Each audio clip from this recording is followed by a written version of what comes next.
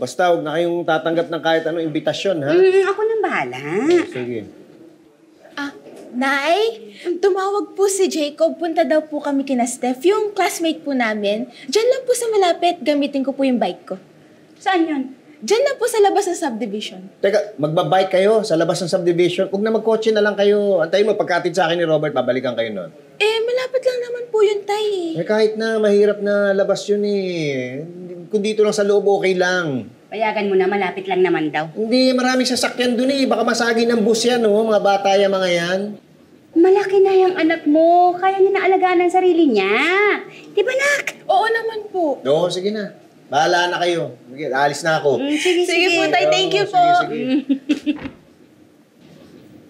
Sir, sorry po. Ang init po ng kape, inubos ko pa. Tara na po. Oo, sige, okay na po. Teka, namamaga din yung kamay mo?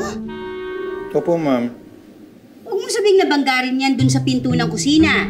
Opo, nabangga nga po. Bira naman, ikaw rin. 3 na kayo nababangga dyan ah. Ano ba kaliit yung pinto na yan? Ba't ikaw hindi ka nababangga dyan? Ano? Lagay ko kumamaga rin to. Sige na nga. La, hindi ka makakapunta? Ba't ngayon mo lang sinabi? Nakaalis na ako, oh. Labo naman. Sige na nga ako na mag-isa pupunta kina Steph. Bye.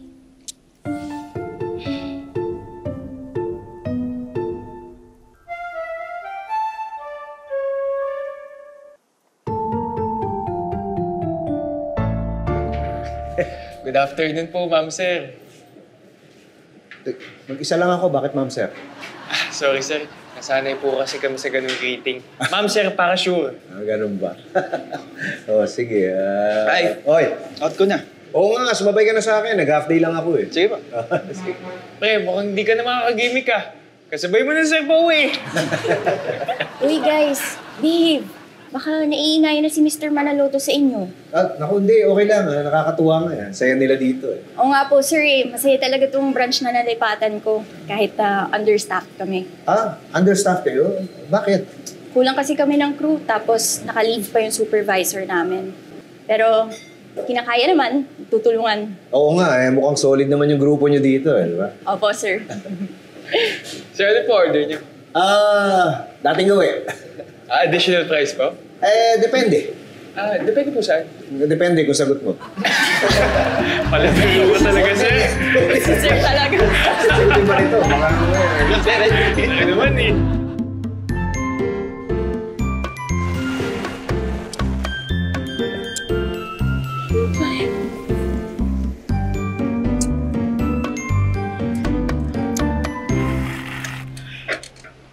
Plata?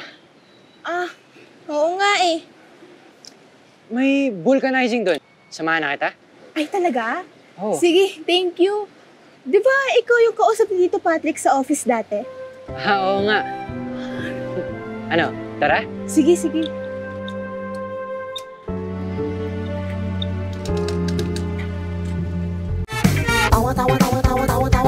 Anytime, anyone, anyhow. Halika manood at sumigaw. Anywhere in the world, everybody in the house.